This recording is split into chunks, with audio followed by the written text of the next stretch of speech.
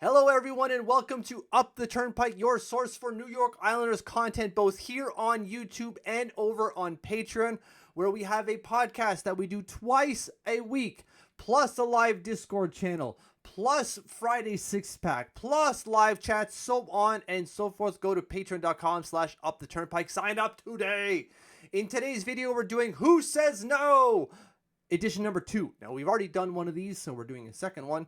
But if you need initiation to what this format, if you will, is I found 3 trades proposed by non-Islander fans over on Armchair GM, RIP Cap Friendly, at some point, I guess. And we're going to critique those trades. Now, I picked 3 that I thought had some sort of merit that we can critique, and not just like trades for lulls, because there are a lot of those too. But without further ado, let's get to these 3 and see who says no, the Islanders or the other team. So, first one up the dock was a trade with the Edmonton Oilers, where we just straight up sent Ryan Pulock for, deep breath here, Xavier Bourgault, Cody Ceci, Brett Kulak, a 2026 first-round pick by an Edmonton pick, and a 2026 second-round pick, yet again an Edmonton pick. Now, there are notes here where usually these seem to justify the trade, but CC's a cap dump. Already, red flag. Massive red flag already. Kulak is a solid, reliable bottom 4 D-man. Cool. Got some of those. Bourgault is a first-round pick who could get bigger opportunities in the Isles, and they get younger. First and second-round pick for the 2026 draft. I mean, do we get younger here? Sure, we get Bourgault, who just goes right into the pipeline.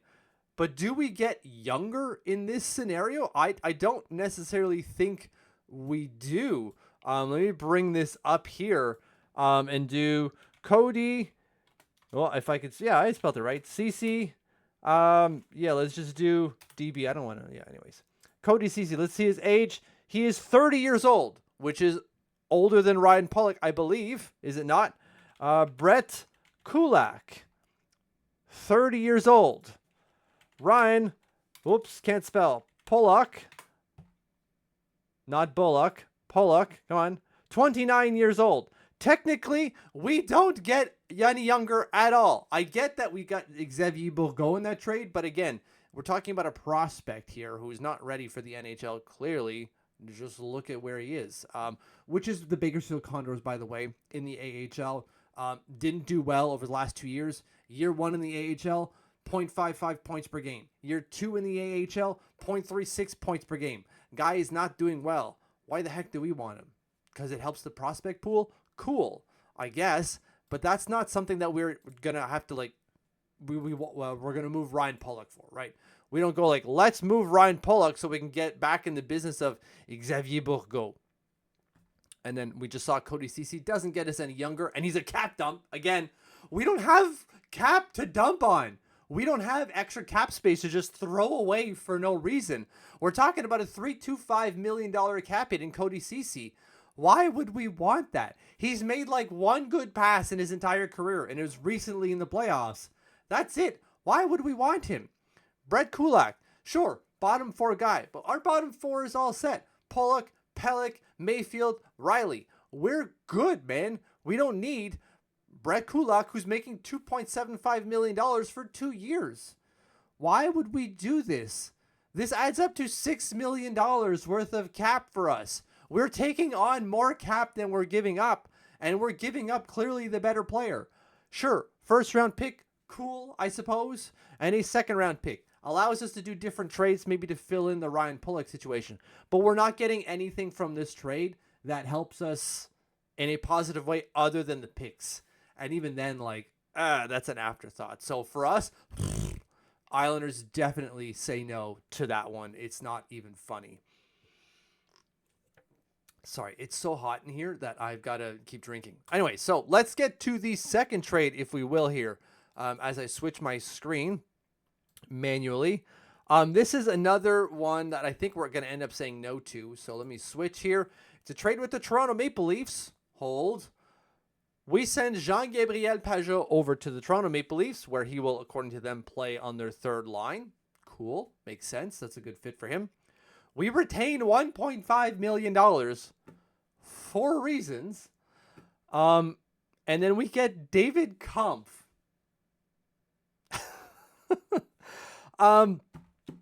Yeah, David Kampf holds a $2.4 million contract for this and another 2 years.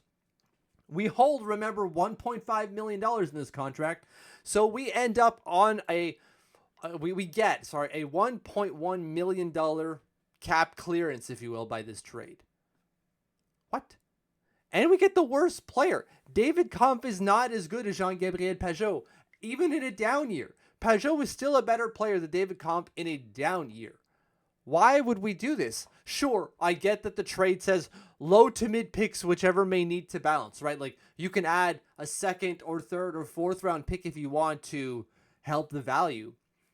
I guess, but if we're going to do that, you're taking the whole cap hit, my friend. The whole cap hit. And I don't want David Kampf. I don't want. Switch out David Kampf and give me picks. I'll take that. Oh, that's worth more to us than David Kampf. Because we've got our bottom six is going to be okay. We've got those lineups filled. We don't need to bring in another center. We're getting rid of a center because we have extra ones. And we're not going to keep the $1.5 million. You want Pageau? You take the whole thing, my friend. Maybe that dilutes whatever pick that we get from them. So instead of, let's say, a second, we get a third. Fine. But the more cap you take, the better value for us. Getting someone like David Kampf back is an absolute no. That's a deal breaker. A definite no from the Islanders, at least in my opinion. And I'm sure you share the same one. All right. So we got our final one here. Trade number 3. Now, I combed all 25 pages of Cap Friendly. And there were a lot of not so great ones that for lulz or were just people musing. They didn't have anything on the other side of the bracket as far as like what we would give up. So I couldn't really judge what they were trying to do. So I skipped those. But I did find this one. It was one with the Pittsburgh Penguins that I think has some yes potential to it. I don't want to crap on everyone here. So the trade, if I can zoom in a little bit more so you might see it better there. Anders Lee, we retained $1.4 million. We send a second round pick over to Pittsburgh, and we end up getting a fourth round pick for it. I don't know about you, but that is tempting. That is absolutely tempting. We move $5.6 million in that trade. We clear off $5.6 million of Anders Lee. That's a lot of space left. Sure, we send a second round pick to do it, kind of. That we're not getting future considerations back here. We are also getting a fourth round pick, which isn't amazing, but it's something. We're getting something back in this trade here. I don't mind this trade. I think I would actually do this trade. We clear off Anders Lee. He goes to the Penguins. That sucks. Ideally, he doesn't do well because that would kind of stink, especially if he plays against us. Or maybe let's just say this. Ideally, he does well just when they don't play us, right? Let's just do that. And then we clear off $5.6 million worth of cap space to do whatever else we want with. Sure, we lose our second round pick, but we still get a first, or we still have our first and other picks to do something with. And then we've opened a spot down the left flank, which is what we're trying to do as well. So this trade to me has a lot of yes potential. I would probably do this trade. What about you at home? Would you do this trade? Or would you do either of the three? Or make any amendments to those three trades? So put that in the comments below. Thank you for watching. This was Who Says No? Episode number 2 for Up the Turnpike, your source for New York Islanders content, both here on YouTube and on Patreon. Check out patreon.com/uptheturnpike. Thank you for watching. Thank you for subscribing. Thank you, thank you, thank you.